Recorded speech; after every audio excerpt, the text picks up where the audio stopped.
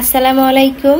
আমি ফারিয়া, আমার Faris family blog YouTube channel থেকে নতুন দিনে নতুন আরও একটি ব্লগ ভিডিও নিয়ে আপনাদের মাঝে, কাছে এবং দূরে যে যেখান থেকে আমার এই ভিডিওটি দেখা শুরু করেছেন, আশা করি সবাই আল্লাহর রহমতে ভালো আছেন, পরিবার পরিজন নিয়ে নিরাপদে আছেন।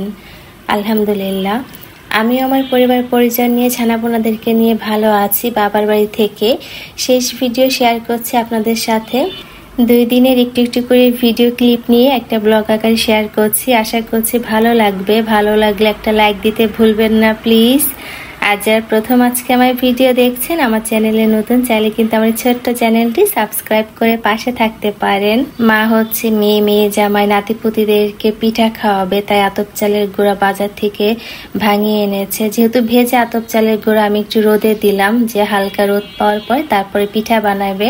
আর এখানে মা এই বছর কিন্তু 3 পদের আচার বানিয়েছে। মাঝখানেরটা তো হচ্ছে মিষ্টি আচার, আর 2 পাশেরটা হচ্ছে সরিষা বাটা দিয়ে টক ঝাল মিষ্টি আচার। এই টক ঝাল মিষ্টি আচারটা আবার আপসি ভীষণ পছন্দ করে। আপসি আচার বলতেই অজ্ঞান, ছেলে বাচ্চারা যে এত আচার পছন্দ করে। আর মা যেহেতু আমাদেরকে আচার দিয়ে দিবে, তো বললো যাও একটু আচার রোদে দাও, রোদে দিলে ভালো থাকবে। আর বাসায় যেও রোদে দিও, বেশি করে তেল দিয়ে, যেটা তেলের আচার, তেল দিয়ে তারপরে রোদে দিবা, তাহলে কিন্তু খুব ভালো থাকবে। আমি যদিও আচার বানাতে পারি না, মানে কখনো চেষ্টা করি নাই, যেহেতু মাই আচার বানিয়ে পাঠান। তো ছাদে আচার রোদে দিয়ে ছাদটা একটু ঘুরে ঘুরে দেখছিলাম। কত স্মৃতি এই ছাদে, কত গাছপালা আমার হাতে লাগানো। আলহামদুলিল্লাহ, এবার ঈদের ছুটিতে কম সময়ের জন্য গ্রামের বাড়িতে গেলেও অনেক অনেক আনন্দ করেছি। দাদা বাড়ি, নানা বাড়ি, তারপর হচ্ছে মামা শ্বশুর বাড়ি, সব জায়গায় দাওয়াত খাইছি।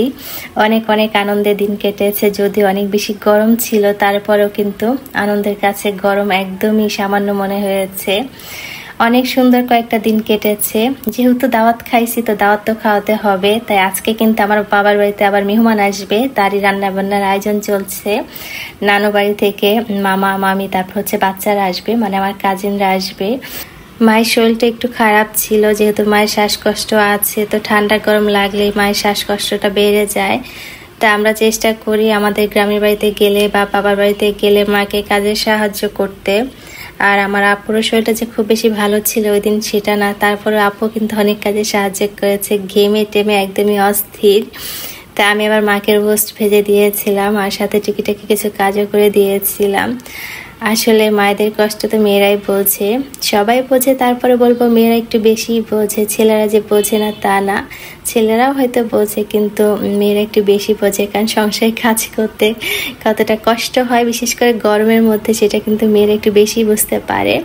তা আজকে আমাদের বাসায় রান্না হয়েছিল এই যে মুগ ডাল দিয়ে খাসির মাথা, ডিম ভুনা করেছিল মা, তারপর হচ্ছে আইর মাছ রান্না করেছিল, মানে আইর মাছ ভুনা করেছিল, সাথে রোস্ট ছিল, পোলাও ছিল। তো গরমের মধ্যে মাকে বলেছিলাম খুব বেশি কিছু আয়োজন করবা না, মেন কয়েকটা আইটেম করো। এই যে এখানে গরু মাংস রান্না করেছে, বাচ্চাদের জন্য 2-1টা আলু দিয়ে একসাথে অনেক মাংস রান্না করা হয়েছিল, যে বেশি করে রান্না করি যেহেতু কোরবানির গোস্ত। আর এই তো এখানে রোস্ট রান্না করেছে, মায়ের হাতে রোস্ট সবসময় ভীষণ মজার হয় খেতে, বাচ্চারা তো খুব বেশি পছন্দ করে। আর এই তো মেহমান চলে এসেছে, তার একটা ভিডিও ক্লিপ রেখেছিলাম। তো এখানে কিন্তু আমার কাজিন, মামি সবাই চলে এসেছে। প্রিয়জনদের সাথে কাটানো আনন্দের মুহূর্তগুলো খুব দ্রুত চলে যায়। যখন বাসায় একা থাকি তখন কি মনে হয় সময় যেন কাটেই না, আর যখন সবাই একসাথে থাকি সময়গুলো খুব দ্রুত চলে যায়। তো নিজের বাসা, নিজের এলাকা, নিজের শহর, সব কিছুতে অনেক বেশি মায়া। আর এটা হচ্ছে আমার কাজিন, তো আবার একটু শরবত খেয়ে, মানে লেবু শরবত খেয়ে আবার বাইরে যাবে। আর এই তো আমাদের খাবারের আয়োজন চলছে, সব কিছু টেবিলে দিয়ে দিয়েছি, সবাই এখন একসাথে বসে খেয়ে নেবে। তো মায়ের হাতে সব রান্নায় দেখতে অনেক বেশি মজার হয়েছিল, সবাই একসাথে বসে খাওয়ার আনন্দই আলাদা। তো বারবারই ফিরে আসুক আনন্দের সময়গুলো, আনন্দের মুহূর্তগুলো, ভালো থাকুক ভালোবাসার সব মানুষগুলো। যতবারই ফরিদপুরে আসি ততবারই কিন্তু অনেক অনেক খুশি নিয়ে আসি। আজ এখন ফিরে যাই, মানে যাওয়ার সময় হয়ে আসে, তখন মনটা এত বেশি খারাপ লাগে যে আবার কবে আসবো হয়তো বা জানি না। তো যে কয়দিন থাকি যেন আনন্দেই থাকতে পারি, সবাই মিলেমিশে থাকতে পারি, হাসি আনন্দে দিনগুলো পার করার চেষ্টা করি। আর এই তো বিকেলবেলা কিন্তু আমাদের এলাকাতে একটু ছানাপোনাদেরকে নিয়ে ঘুরতে বের হয়েছি। ছোট্ট ছানা তো বাইরে আসতে পারলে অনেক বেশি খুশি হয়। আর সাথে আপসির আব্বু এসেছে, আমার দুলা ভাই আপু সবাই মিলে একটু আমাদের এলাকাতে ঘুরতে বের হয়েছি। ভীষণ খোলামেলা একটা শান্তির এলাকা, কোনো গাড়ি ঘোড়ার চাপ নাই, যেহেতু একদমই শহরের সাথে না, একটু পাশে। তো আমাদের এলাকাটা কিন্তু আসলে অনেক বেশি শান্তির। যখন আমরা এখানে বাড়ি করি তখন কিন্তু একদমই খোলামেলা ছিল। আস্তে আস্তে করে রাস্তা হওয়ার পরে নতুন করে অনেক অনেক বাড়ি হচ্ছে। তো বেশ সুন্দর নিরিবিলি একটা পরিবেশ। আর এই তো আমরা চলে এসেছি এখন আমার আব্বার আম বাগানে, আমরুপালির আম বাগান। আলহামদুলিল্লাহ এবার খুব যে বেশি আম হয়েছে তাও না, তারপরে যতটুকু হয়েছে তার জন্য আলহামদুলিল্লাহ। মাঝখানে একবার কিন্তু আমরা গাজীপুরে চলে এসেছিলাম, তারপরে হঠাৎ করে ডিসিশন নিয়েছি গ্রামের বাড়িতে যাব আম আনার জন্য। আর বাসে করে আম পাঠালে দেখা যায় কি বস্তার মধ্যে করে পাঠাবে, ওইভাবে আমগুলো ঠিকঠাক মতো আসবে না। এক বছর পাঠিয়েছিল, আমগুলো নষ্ট হয়ে যায়। তাপসির আব্বুকে অনেক বলে টলে কিন্তু যে একদিনের জন্য গ্রামের বাড়িতে নিয়ে এসেছি। বৃহস্পতিবার এসেছিলাম, আস্তে আস্তে সন্ধ্যা হয়ে যায়। একদমই সন্ধ্যার আগ মুহূর্তে হচ্ছে গিয়ে পৌঁছাই আমাদের গ্রামের বাড়িতে, একদমই গ্রামের বাড়ি যেটা। তো এখানে হচ্ছে আব্বার আম বাগান আছে, এছাড়া কলা বাগান আছে। তো ওইখানে যাওয়ার পরে কিন্তু আমরা মানে বাসায় যাওয়ার সাথে সাথে চলে গেছি আম বাগানে, কারণ মনে হচ্ছিল প্রচুর বৃষ্টি হবে। তো আম বাগানে গিয়ে কিন্তু আমাদের জন্য আপুদের জন্য আম এনেছি। সবাই মিলে একসাথে আম পাড়ার শান্তি আলাদা। আর এটা হচ্ছে আমার মায়ের গাছ, এটা হচ্ছে মা লাগিয়েছে। প্রতিবারই মা বলে আমার কাছে আম ধরেছে, বড় বড় আম ধরেছে, অনেকগুলো আম ধরেছে। তো এটা হচ্ছে একদমই গ্রামের বাড়িতে দরজার সাথে লাগানো। তো এই গাছেও মাশাআল্লাহ মাশাআল্লাহ অনেক আম ধরছে দেখলাম। ছোট্ট একটা গাছ কিন্তু আমগুলো এত বড় বড় আর অনেকগুলো আম ধরছে। তা আম্মা কিন্তু আবার এই যে সবাইকে আম দিবে। এই গাছে যে কয়টা আম ধরে আম্মা সবাইকে দেয়, বাড়ির সবাই যারা আছে সবাইকে একটা একটা করে দেয়। চাচাতো ভাইরা আছে, চাচারা আছে। তো এই যে ছোট একটা গাছ কিন্তু অনেক অনেক আম ধরছে। তো আমও নিয়ে এসেছি। আর এই তো যখন আমরা একসাথে আপুদেরকে নিয়ে বাসায় আসব, মানে গাজীপুর ঢাকা আসব, তখন কিন্তু মা আমাদের সাথে কি কি দিয়েছিল, এই যে গাছের মিষ্টি কুমড়া, কলা, চালের গুঁড়া, আচার। মা কি করে, আমরা যেদিন চলে আসব তার আগের দিন রাত থেকে কিন্তু সবকিছু গোছগাছ শুরু করে দেয়। আমাদেরকে ব্যাগ গোছাতে হয় না, মাই কিন্তু দুই বোনকে সুন্দর করে ব্যাগ গুছিয়ে দেয়।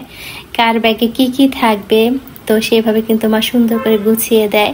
এখানে মিষ্টি কুমড়া দিছে দুই বোনকে, কলা, চালের গুঁড়ি, আচার সব কিছু নিয়ে কিন্তু এই যে বোসকা ভালোই হয়েছে আর কি। তো মায়ের ভালোবাসা নিয়ে মাকে ছেড়ে, বাবা মাকে ছেড়ে আবার আমরা দূরে চলে যাব ভালোবাসার মানুষদেরকে ছেড়ে। তো খারাপ লাগে, খারাপ লাগলেও কিছু করার নাই। আর এই তো সকালবেলা নাস্তা করে আবার আমরা কিন্তু ঢাকার উদ্দেশ্যে রওনা দিব। আমি উপর থেকে দেখছিলাম দুই জামাই দুই কাজে নেমে পড়েছে। বড় জামাই গাড়ি পরিষ্কার করছিল, আর এই যে ছোট জামাই মানে আমার জামাই হচ্ছে কাঁঠাল, ব্যাগ, বুচকা সব গাড়িতে তুলছিল। আমি আবার উপর থেকে ভিডিও করছিলাম, হাসছিলাম যে করেন করেন কাজ করেন। সব কাজ শেষ হলে বললেন তখন নিচে নামবো। আর এই তো এখান থেকে আবার আমার ছোট্ট ছানা নিচে একটা ডগি দেখছে, সে এখন আমাকে বলছিল যে নিচে ডগি আছে, খাবার দাও। তো বলতে পারে না, কিন্তু ও কিন্তু এই যে পশু প্রাণী দেখলেই ওর হাতে কোনো খাবার থাকলে দিয়ে দেয়, আমাকে বোঝানোর চেষ্টা করে যে ওকে খাবার দাও। আলহামদুলিল্লাহ আমার বাচ্চারা পশু প্রাণী অনেক পছন্দ করে, আমিও পছন্দ করি, আমার বাচ্চারাও পছন্দ করে। আর এই তো বাবা মাকে ছেড়ে কিন্তু আবার সেই দূরে চলে যাচ্ছি। আসলে খারাপ লাগে, এই মুহূর্তটা কিন্তু অনেক বেশি কষ্টের, ভিতরে চাপা কষ্ট থাকে, হাসি মুখেই চলে যাই। তো সব ছানাপোনারা নিচে নামছে, আমার এই যে ভাস্তিও কিন্তু নিচে নামছে। ওরা যেহেতু মানে আমার ভাইয়ের বউরা যেহেতু ফরিদপুরে ছিল, ওরাও দূরে চলে যাবে চাকরির জন্য। ওদের সাথেও আবার কবে দেখা হবে জানি না। তা ওরা কিন্তু মানে আমার ছোট ভাইয়ের পোস্টিং হয়েছে বরিশালে, এবার কিন্তু বরিশালে যাওয়া হবে। যাই হোক তাই হোক, কারণ হচ্ছে আমরা ছোটবেলায় 12 বছর বরিশালে ছিলাম আমার আব্বা চাকরির সুবাদে। তো এখন কিন্তু আমার ছোট ভাইয়ের পোস্টিংও বরিশালে হয়েছে। তো আমার ভাস্তি, আমার ছোট ভাইয়ের বউ, ওরাও কিন্তু খুব তাড়াতাড়ি বরিশালে চলে যাবে, তখন হয়তো বরিশালে বেড়াতে যাব। আর এই তো মায়ের কাছ থেকে বিদায় নিয়ে ওই যে মা দূরে দাঁড়িয়ে আছে। তো বিদায় বেলাটা আসলে অনেক বেশি কষ্টের। ভালো থাকুক প্রিয় মানুষ, নাইবা নীলা খোঁজ, দূর প্রবাসে একই আকাশ, তোমায় খুঁজি রোজ।